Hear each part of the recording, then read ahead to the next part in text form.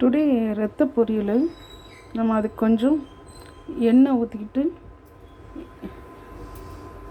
Gold வினர் ஊற்றினா போதும். அது கொஞ்சம் சூடானதும் சின்ன சீரகம் அது கொஞ்சம் போட்டு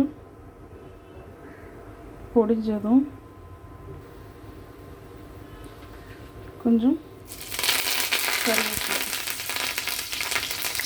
அப்புறம் ஒரு சின்ன வெங்காயம், ஒரு 20 சின்ன வெங்காயம் போல் இது பண்ணிக்கலாம்.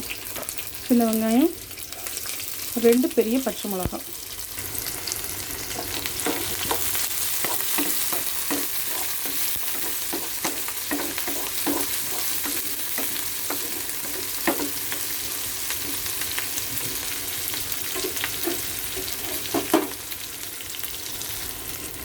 இப்போ வெங்காயம் கொஞ்சம் நல்லா வதங்கிடுச்சு.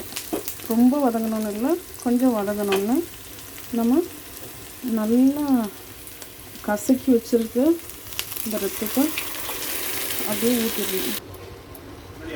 ஊற்றிடணும்.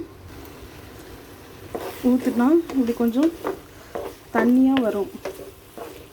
நல்லா கிண்டி விட்டு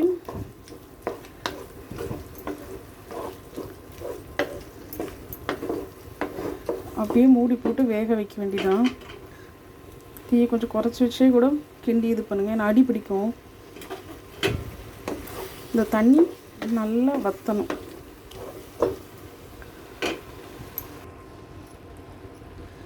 இப்படி தான் தண்ணி விட்டு வரும்.